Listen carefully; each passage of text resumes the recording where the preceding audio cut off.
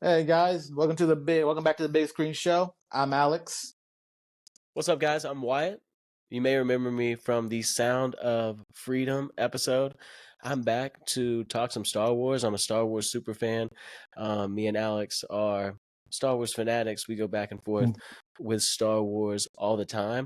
Sadly, as you can see, Victor is not here today. He is not caught up on the Bad Batch, and he has some catching up to do. Hopefully, he maybe catches up with us by the end of the season, and maybe you see him for like a season finale episode or something like that. But me and Alex are here to talk episode 1 through 3. Disney Star Wars opened up with 3 episodes for the premiere, and we're going to take it from the top. The first episode opens with an Imperial shuttle getting hit by lightning as it's headed back to the Tantus facility. The stormtroopers survive the crash but are attacked by creatures in the surrounding forest. In this opening scene, we see them turn back to Hemlock at the base, kind of asking for help. The stormtroopers are shooting at these creatures, whatever, and Hemlock just leaves them out there. He doesn't even send nobody to him, kind of showing Hemlock's nature, kind of his bad guy nature, and what he has going on at Tantus. What do you think of that opening scene? Honestly, I was not expecting an opening like that because Me either. because like first of all, I was not expecting a 3 episode premiere for like the Bad Batch, but I'm so Mm-hmm. glad it did, which you're gonna talk about down the line. But his opener is actually a pretty good opening sequence to show like where we are and where we are and how far we are after we had left from season 2, where it literally Mm-hmm. ended with like Echo being taken with Hemlock and with the Kaminoan Nana Say and everything. Yeah. But yeah, this whole few minute opening is really good start for like showing the showcase of where we are in the environment, especially again with Hemlock's nature and how he really does not care about anybody except for like efficiency and just getting the process done. Yeah, he only cares about the mission. And I really Mm-hmm. like that it showed how chaotic and how crazy the surrounding area is. It's really dense forest. There's crazy creatures out there, and probably some creatures that they've been doing experiments on too, knowing these folks. Yeah. So no telling what you're gonna see out in these forests. And it's just cool. It's cool. Mm-hmm. New creatures in Star Wars. We can't complain. Later in the episode, Omega is visited in her cell by Emery, who is also a clone, who has been using her sister as a lab assistant during their daily rounds.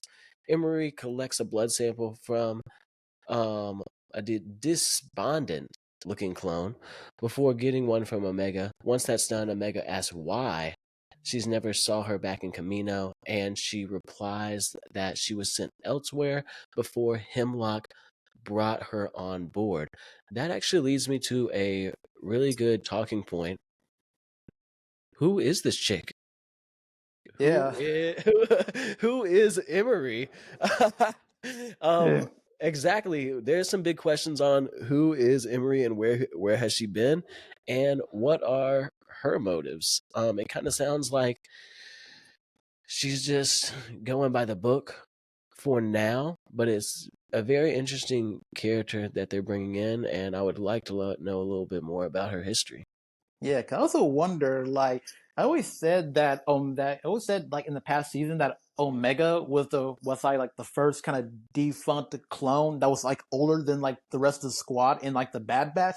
But then it makes you wonder, like, is like with how older Emery is, or like how she was cloned. Do you think that maybe she probably would have been like the first one created by like Nana Say? Because it was like in Camino, there's always like a special lab or special or like area there Omega wasn't supposed to go. So it kind of Hmm. makes you wonder, like, what purpose was Emery made specifically, especially since how she seems to be like kind of like really loyal to Hemlock and his goal of this scientific project that he's working on for the Empire. Hmm. Well, one idea that I have is she may be a spy. Oh.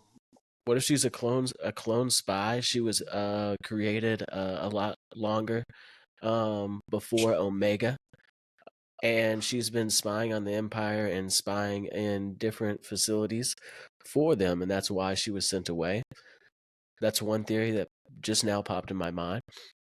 And then another theory would be I really don't know. That's the only theory that popped in my mind. The other theory would just be, man, maybe she was just sent away at a different facility and Hemlock obtained her and has been using her or something like that. That's the only thing that I can think of. Yeah, honestly, yeah, because I'm not quite sure what the theory on this one is. But honestly, since like this is like totally like the final season of the Bad Batch with 8 episodes, I'm honestly hoping along the way we get to find out more and try to get like more in depth like interaction and trying to figure out more as it goes No, along. exactly. She is definitely looking like a bigger character in this final season. So hopefully we learn a little bit more about her character. Yeah, After they have that conversation, she then takes Omega's blood sample to Nala Se. She takes her blood sample, and then Omega takes her blood sample with all the rest of the blood samples that they've been taking from these clones to Namaste, and Namaste is aware that she puts all the blood samples in and is aware that they took Omega's blood sample and destroys it off rip, destroys it right away. Her and Omega go into conversation about why that she destroyed her blood sample, and Namaste simply says it's better this way and kind of keeps it on hush and keeps destroying these blood samples. yeah. Not to say it shows to be like very attached to Omega, but also trying to be very protective because like as it always shows, Omega seems to be like really very important to the Empire all throughout these 3 seasons. Because like literally, Nanase had literally sent Fennec Shan to literally acquire and protect Omega like from like the very first season. Like she just been trying to keep her out from the Empire's grasp at all times. No, real talk. You're right.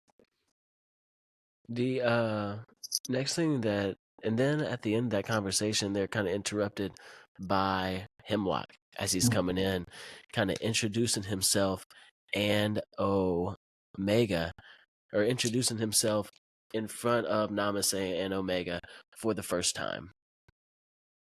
And is kind of threatening them a little bit, saying, oh, you finally have your assistant back with you. And he's kind of naive who Omega is. He really doesn't know that she's this special clone or even a member or a sister of the Bad Batch. He just thinks he's Namaste's assistant, and she has a special relationship with her and can kind of hold her hostage and hold her over Namaste's head. After that scene, Omega is sent to feed Lurka hounds. I guess these Lurka hounds are used to keep the monsters at bay around the facility and to guard the base. The creatures are prevented from escaping thanks to electric shock collars, which also prevent them from wandering out to where the really scary beasts are.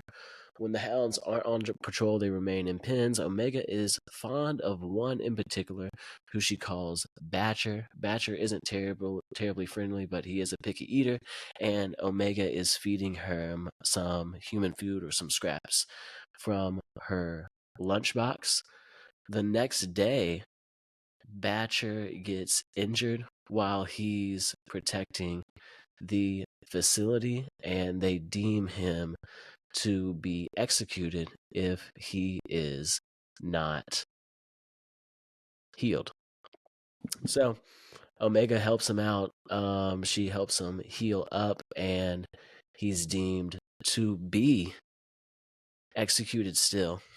Omega has a huge problem with this and attacks the robot, attacks the droid that has been guarding and taking care of these Lurka hounds, ends up smashing the robot, or smashing the droid, and letting the Lurka hound free. Yeah, I think it also shows that even though like Omega is a prisoner, like you really should not underestimate her because like she has literally been holding her own well and known to be like very resourceful. ever since she's been hanging around with like the Bad Batch and basically just becoming family to her. She basically has learned a lot. No, real talk. And she knows her, after that discussion with Hemlock, she knows her leverage. She knows that she can't be killed. So she's kind of has a little more confidence under her belt. And man, she's super resourceful, and people underestimate her. They definitely underestimated her, as we saw at the end of episode 3. Mm-hmm. Yeah, Yeah, because she don't more play. on that later. Yeah. Man, after she destroys the droid, she pretty much speaks with Hemlock and kind of pretty much tells him straight up, like, hey, you can't do nothing to me. If you do something to me, Nala Se is not going to work for you. And that's how the episode pretty much ends right Yeah. there. Yeah, Yeah. but not I thought, without. Yeah, but also not without Hemlock actively trying to threaten Crosshair, who actually found out from like the season finale of season 2. He's also in the same facility as Omega, and Omega always seems to visit him in his cell and just trying to be like, "Hey, I'm gonna get us out of here. I'm not gonna leave you behind." But no, real talk. She did have the conversation with Crosshair in this episode too, where she stopped by his cell while she was on his rounds, kind of trying to give him some confidence, like, "Hey, Crosshair, we need to come up with a plan." And Crosshair's just like, "Oh, you're not gonna find a plan. You're not gonna get a way out of here. It's impossible." Yeah, I don't know if this also shows how Debbie Downer Crosshair. yeah, but I think it also shows like how much he's kind of changed after what happened in season 2, where from season 1 he basically just chose to betray his squadron and join the Empire, but in season 2, after being like basically essentially like just a nameless tool to the Empire, just a number where no one cares about you, he's really shown like the error of his ways and feels like after what he did and everything, he just feels like he deserves to be in there. And it's like, there's no way I'm getting out of this way, out of here. It's impossible. Man, I do think he feels like that too.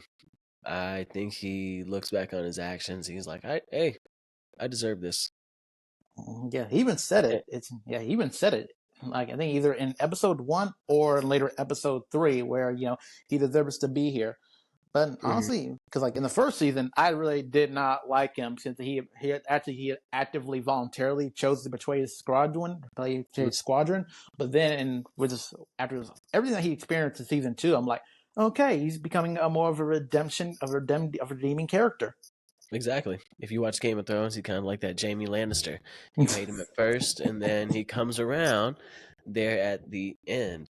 So I'm liking his story. I'm liking his character arc right now, Yeah. especially after the 3rd episode. That's where my head is at right now. So let's go ahead and get into episode 2. Episode 2, to be honest, was a little bit more about Hunter and Wrecker and what they kind of been on. The episode. Let me scroll. The episode opens with Hunter and Wrecker delivering a Pike Syndicate member to a crime boss named Issa Duran. Turns out she's the mother of an old friend, Roland Duran, who lost his horn to the captured Pike. In exchange for bringing him in, the Durans provide the pair with unconfirmed intel about the location of Hemlock's base. I loved this opening scene also. I love seeing the crime syndicates. I love seeing different creatures, different races, and kind of just what they got going on, what kind of power that they wield, and these new people and new characters. So I love seeing that in the opening, and I love seeing the Pikes because we don't see much of the Pikes. We saw like no Pikes in the regular Star Wars trilogy, and really no Pikes until like the Boba Fett show, to be honest. So I love seeing them. What'd you think about the opening scene? Oh, honestly, I really like the opening for that one because again, it just those greater character moments because it kind of shows like pretty much how desperate Hunter and Wrecker are to find Omega. Because especially considering what happened between them and the squadron with the Pikes back in both season 1 and I believe season 2, Hmm. they weren't really on like good friendly circumstances. But I was also surprised to see Roland, especially since like he had gotten a part of his horn chopped off back in season 1. Yeah, yeah, yeah. And I like seeing Roland. I like seeing them bring characters back in like that and seeing the Roland's fam. um, and it's cool that they're doing bounty jobs trying to get this intel, trying to find Omega. We get right off into it. They're out here trying to find Omega. That is their mission. That has been their mission, and that is what they're doing.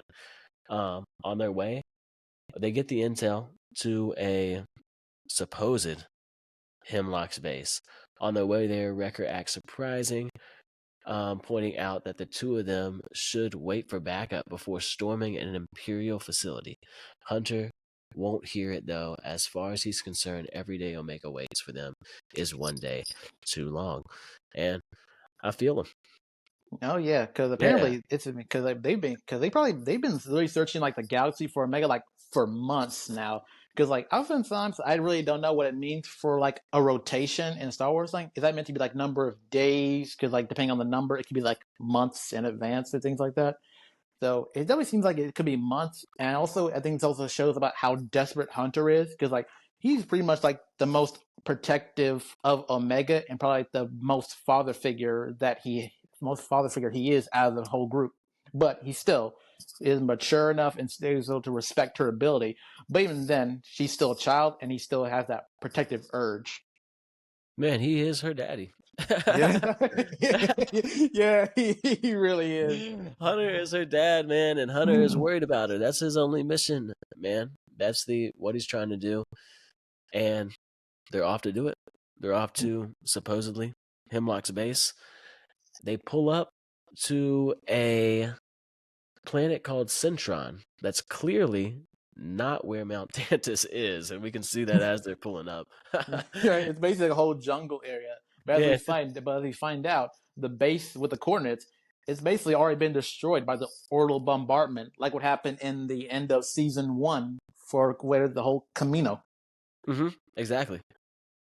So the place has been destroyed. They're here at ruins, and they somehow find some young clone troopers that were left and stranded on this planet. Link up with these young troopers, and they pretty much give them the info that hey, the Empire abandoned this place. It was bombarded. We've been stranded here. We're just out here trying to survive, man. And Hunter and Wrecker are like, hey, we still got to go into this thing and try to get some information on where this base possibly might be.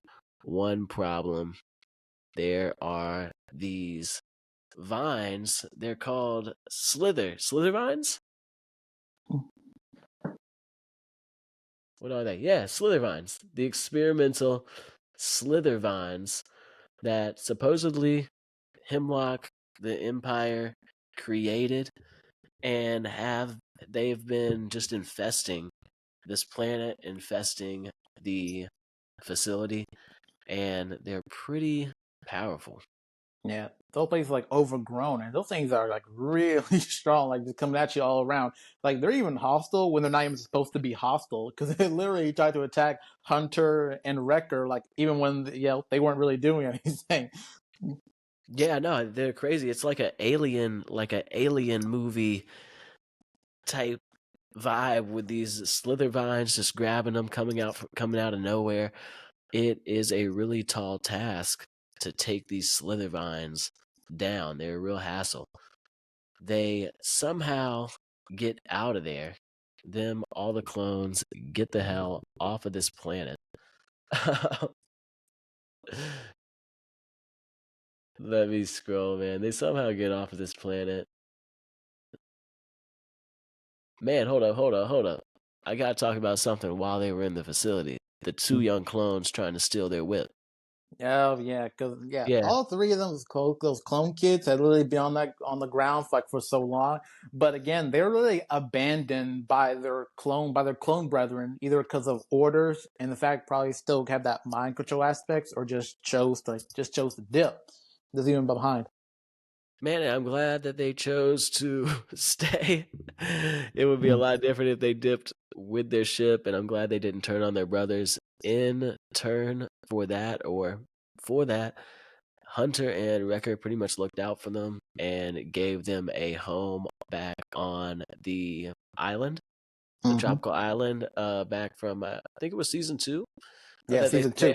they saved it from the tsunami, where Fat Mace Windu has been residing. I That's wish we all could throw a there. picture. We gotta throw a picture of that man up, Fat Mace Oh, Windu, back from season oh, 2. And they send the clones back there to have a real life and to choose their own path, which I think is great. That these young clones are obviously going to grow into adults and they can have another life other than being a tool for the Empire or a tool for the rebellion. They can kind of write their own story, and I love that.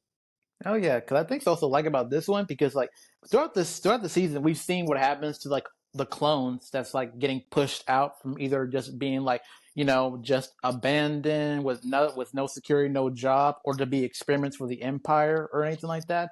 But yeah, we've never seen like clone children who are literally supposed to be like trained and bred for warfare and to be soldiers. So like seeing what it's like on their perspective is another great thing about this show. And for Star Wars, it's kind of like expanding the lore beyond like like Sith and Jedi and everything. It just covers like all the changes that have been happening after Order 66 and the fall of the Republic.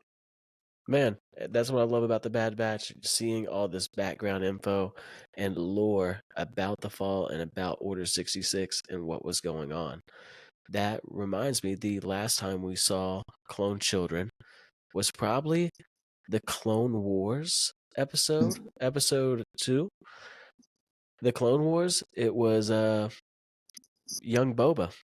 Yeah, that was young Boba Fett, where was literally put in there amongst all the clone trooper kid trainees and everything. He was like the Yeah. best, and he was like the best in the class and things like that. No, exactly. And a really crazy thing that they happened. I'm glad Star Wars does this.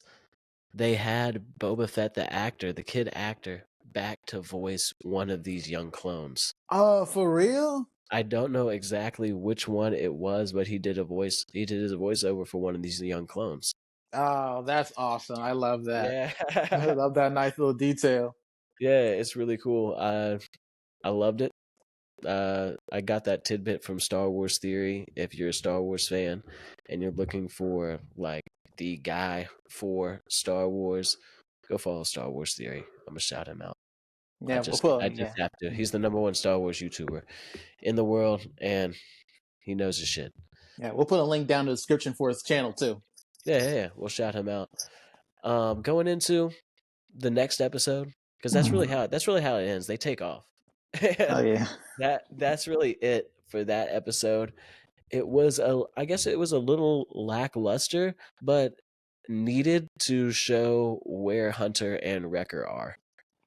Yeah, I think it was good to focus on them on that part because I really was hoping like in the next episode it was going to be focused on them to kind of see where they've been for these months, and I think that makes the impact of what happens at the end of episode 3 even more impactful.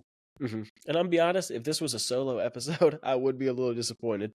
But Yeah. being as it was a 3-episode premiere, and they were probably making it knowing that they're gonna come out with 3 episodes off rip, it was a good episode. I love seeing what Hunter and Wrecker were up to. I love seeing some new characters, and I love seeing a little bit of lore. Going into episode 3, which was a chilling episode, man. Oh yeah, I'll say I yeah. love this episode. I think it's like the best episode of the season so far for me. I love this episode. It opens up as Omega starting another day, which I really liked how they opened up like that, just showing the standard procedure that Omega has been following over and over. Just Uh, routine after yeah, routine. routine. This is what happens. This is what she does, and this is how she's being treated. As Omega starts another day assisting Emery, she notices a significant increase in military activity. Emery is also aware of it, but assures her young charge that they'll be informed if anything significant is happening. She then takes a blood sample from Omega. Just as Nalase and Hemlock walk into the other lab, Hemlock informs them that the facility is getting a surprise visit from a very important guest. Because of this, Nalase will accompany him to greet their visitor, while Emery, they call her Car sometimes, that is her last name, oversees the lab. Nalase tries to insist on staying in the lab, but Hemlock firmly replies that Emery can handle things. Nalase was obviously trying to stay there so that she could throw away Omega's blood. This is a really tense scene that they're in right now, because like you're realizing that, oh shit, she's not going to throw away Omega's blood. And you're kind of watching this and kind of tensing up and realizing this. The Kaminoan scientist becomes even more pressed after watching Emery walk out with the sample of Omega's blood after a commando comes in to discuss logistics with Hemlock. Nalase tells Omega that things will get extremely dangerous for her once the sample is tested. No, she she pretty much tells Omega that things are going to get really dangerous when they test this sample, and she tells Omega, "Yo, go get my notepad and You get gotta get out of out of there. here. Yeah, you got to get out of here. This is pretty much your only chance. They're going to see that your blood is able to hold this M count, and they're going to want your blood, and they're going to run tests on you, and you're probably going to die under cloning tests and be just a torture to the Empire. Imagine being that person and needles going through you, blood tests every single day. They're putting stuff into your body. Clones are being made of you. Like babies might be put in you. Like no telling what crazy shit that they're gonna have going on to you. Your life is pretty much over if this is happening. Once oh man, they get into the scene where Omega's in there talking to her, and the assistant's just trying to get Omega to go. She's like, "Go do your daily task," because she goes in the other room to get the pad, so that she can control the locks and control the doors and everything. And that assistant is just like, "Get out of here, go do your daily tasks," and you're like tensing up. This is a really tense episode now. That you're like, "How is she just gonna get this notepad?" It really started off like that. Like they went into that room. We're having a special guest. Nalase tells Omega to dip, and we're like, oh shit, it's about to go down. Man, what'd you think of this? Kind of like the opening. Did you enjoy the opening? Where they kind of like were right off to the action? We kind of needed that after episode 2. Oh yeah, for sure. I like how we were really just kind of getting like straight into it for the whole problem and cause, because that just makes what happens in like later Impact just hit much more better with like all the suspense and everything. And then we find out Yeah, the special guest turns out to be like Emperor Palpatine the himself coming to VIP. visit. Yeah, Yeah, just coming to visit. yeah, the VIP is in this thing. Emperor Yeah, Palpatine is coming to visit the facility. Man, it's lit. yeah. There's nothing else to say, man. We're getting to see Palpatine. That's amazing. Like, that is so amazing for a show. The Emperor returns. Obviously, Hemlock begins leading the Emperor into the heart of the facility while explaining how they've made significant more progress than previously expected. Palpatine is pleased, but his main concern is how things are going with Project Necromancer. Yeah. Yeah, because again, I haven't heard any of Project Necromancer since season 3 of The Mandalorian with Moff Gideon, like the Dark Council of like the old Empire. Mm-hmm.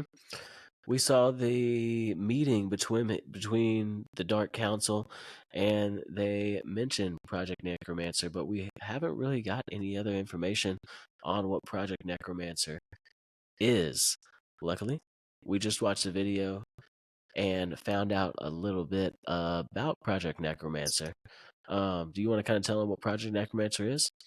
Actually, yeah. So Project Necromancer was literally a Palpatine's plan of literally creating like this, really using this program of process of cloning to create himself like these clone bodies. But he had to make sure that the bodies that he was cloning and using was made from like the DNA from like clone. They either have like a good high M count, which is like the midichlorian level, so like what you have, like if you're able to be like a Jedi or have like strong force ability or stronger connection bond with the force, but or is it has like a type of M count where the clone body is able to be stable, or for Palpatine to basically like transfer his essence over to the clone body itself.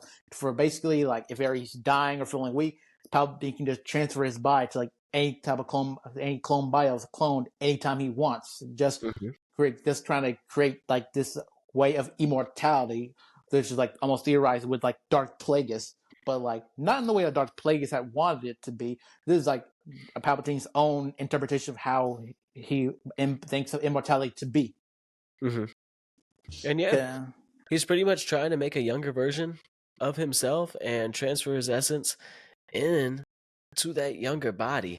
We obviously know that this was not successful, so I'm super excited to see the story here in season 3 about how Project Necromancer failed. Yeah, because it also makes me think back to like the sequel trilogy with Emperor Snoke and like what happened in like Rise of Skywalker, and it makes me think like Project Necromancer. It had to have been related to the fact that Snoke was like a bunch of failed clone bodies throughout the whole entire portion segment from a scene where where um where Kylo Ren met up with Palpatine on Exegol. Mm-hmm.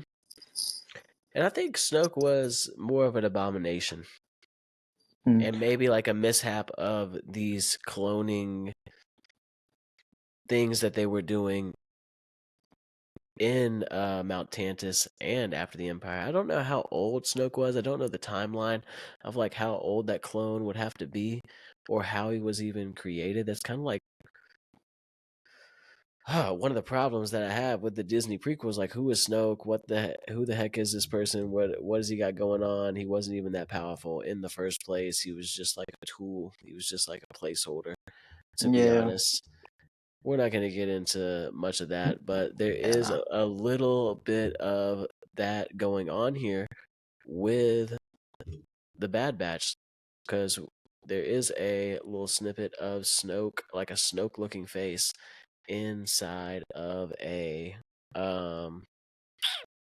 plasma, cloning plasma pod or something like that. Yeah, pod. There we go. Him inside of a pod. So there is a little rumors. There are theories out there that they are possibly working on a Snoke-like creature or a version of Snoke, or even Snoke himself. I think it's interesting. I think it gives us a little bit of lore, and maybe they give us a little backstory on how Snoke was created. Yeah, because I'm hoping that if we don't get much of like Project Necromancer or anything from like this season, we're hoping that maybe it could get passed along either in Ahsoka season 2 or potentially in like the Mandalorian and Grogu movie that's supposed to be getting made sometime. Man, real talk. I'm excited for that, man. Aside from that, so moving on from the parts of episode 3, after Omega basically it was still like the data pad and everything, and able to get out there, she basically goes and keeps the promise. She goes to get Crosshair out of there. Mm-hmm. Man, I think we got a little bit of lag or something like that. I was talking and you were a little frozen. Yeah, that happened. Went into something, but what did you go into? Let's go ahead and catch up. Yeah. So continuing on to episode 3, where basically Omega's able to steal like Nana Se's tablet, things like that. Yeah. She basically goes to get Crosshair because she, like I said, she wasn't gonna leave him behind. Yeah, she ain't leaving Crosshair behind. Yeah, she wanted. She was part of the squad. Reminds me of the conversation, and we can kind of go into that conversation. She had the combo with Crosshair at the cell, pretty much saying that, hey, I'm not going to leave you behind. And Crosshair's like, no, you need to leave. You need to leave. You need to get out of here. Don't worry about me. If I was you, I'd leave you behind. And she was like, no, you wouldn't. I can't believe you would say that. I'm your brother. We're like, or you're my brother. I'm your sister type deal. You wouldn't leave me behind. So she obviously going back for Crosshair. She ain't leaving one of her dogs behind. Yeah. Literally, she is not leaving one of her dogs behind. Yeah, later because the thing is, even though like you would think that she was actually gonna have a plan to escape a plan before the whole Emperor kind of coming up and just kind of setting things off. But no, she's pretty much having to wing this whole entire thing, honestly. She has to wing it, and she has to wing it on the day the Emperor is there. Yeah, I'm like, that's already crazy enough. She literally has a plan to steal the Emperor's ship, and you about to do that while he's here? I'm like, that's insane. That's completely insane. She's like, let's steal the ship. That already just sounds crazy in itself already.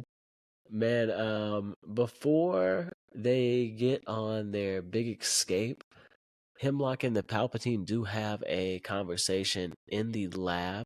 Palpatine is pleased and pretty much gives him all the power and all the resources of the Empire at his disposal to get this done. Like Palpatine, this is like his number one interest right now, is extending the Empire and extending his life. Yeah, because for him, the Empire is nothing without him. Because again, he wants all the power, as we know.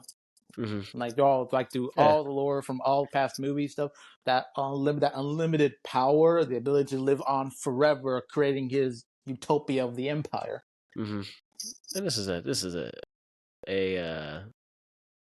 effect of evil people. This is all evil people have this attribute where they want to live forever and they want everything.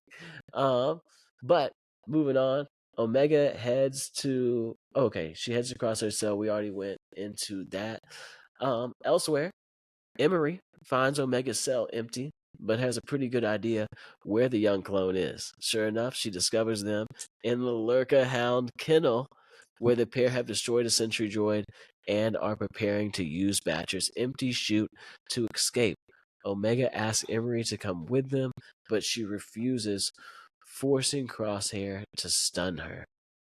Yeah, I honestly thought that Omega was probably gonna get through to her because, from the end of episode 1, like when originally Emery had taken away a doll that Omega had made as like comfort, but by the end of episode 1, Emery had given it back to her. So I don't think that. Again, I think in later episodes, Omega might have a chance to try and turn her over to try and go on their side. To know that there's a place for her with the Bad Batch. A found family, new home. No, real talk, and I feel like she's gonna pull up at the last moment, like at that life and death moment, where she's kind of like that bystander that can change the tide, and she's gonna pull up and save her brothers and sisters at the end of the day. And I hope she does. That'd be a cool character arc. We already talked a little bit about how we want to learn a little bit more of what she has going on and a little bit more about her backstory. The next thing that happens is Crosshair and Omega barely make it past the ray shields. There's some ray shields protecting the Luca Hounds pretty much chute that they're going through. Omega asks Emery. Oh, just read that. Sorry, guys. Crosshair wisely suggests when they get out of there that they follow one of the flying ships above them and see if it leads in the right direction. And they pretty much do that. They follow one of the ships and they're going through this forest, kind of blindly at this point, just trying to find a downed ship that Omega has knowledge that had been downed a couple of weeks ago and that we saw in the opener. Crosshair and America are nearly killed by a Dryax. In doing this, before it's swarmed by a pack of Lurker Hounds, Omega then manages to find the shuttle but can't get the ship to power up. at this point, the normally cynical Crosshair tells her that they still have one of the Bad Batch's 99 plans that could help them. Really love this. It kind of was a good connection between them. Crosshair asked if Tech taught her all the plans, and of course, Tech taught Omega every single plan, made her memorize all of them. Naturally, that's good. She learns again. She learns very well. She's learned so much. Again, do not ever underestimate Omega. I swear. Man, she's an encyclopedia. She knows. She knows everything. Pretty much, they do that. They execute and they get it done. Taking on these stormtroopers, Crosshair distracts the troopers and starts taking some of them out, while Omega sneaks into their shuttle, takes out the driver, and takes control of the shuttle. And then you know the rest. Omega and Crosshair are out of there. And don't forget Batcher. Yeah, because he came up right to save him. Yes, Batcher's back in that thing. We kind of could see this coming with the relationship that Omega was having with Batcher at the beginning, as she was giving her or him some of her food and kind of giving Batcher a little special treatment, had a bond with Batcher. So we kind of saw this coming. Batcher came in, saved the day during their fight with the Empire, and then that man hopped in with them. He said, "Hey, can't leave me behind," and hopped in this ship with them. And like I referred, Omega's not leaving any of her dogs behind. That includes Batcher. I love Batcher. Batcher's a cute hound, and yeah, I love him. I'm a big fan of Batcher. Yep, and so then that's when we literally just have them just blasting off into trying to find him. Pretty much, it's a little suspense too, because they're about to get killed. They pull off. Hemlock deploys some ships after them, and they're about to get popped. This is after the Empire already left. Yeah, let's note that if the Empire was there when this was going on, shit would probably be a lot different. Oh, yeah. Hemlock probably would have been dead. He would have been sweating bullets, man. But no, yeah, they were literally just almost about to blast him right out of the sky. But wait, Emery basically comes in and talks about don't shoot them down. No, don't shoot. The blood is positive for the M count is a match with the Emperors, and they need her. She can't die. They tell the shuttles to let them go, pull back, and boom, Omega and Crosshair are off.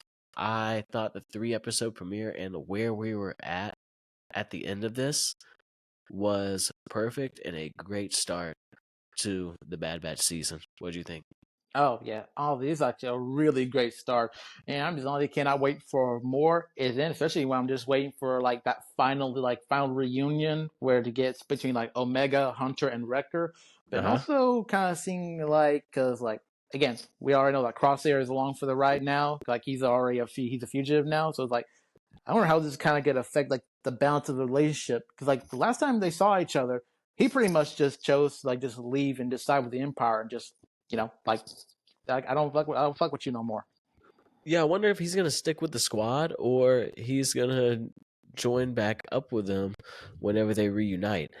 It is gonna be really interesting, and I think for the show's purpose, they have to have him staying around and kind of completing this arc here at the end. What is your honestly theory of how this all ends? Does the Bad Batch survive this season? Does Omega survive this season? Do you have any big predictions on how the season ends?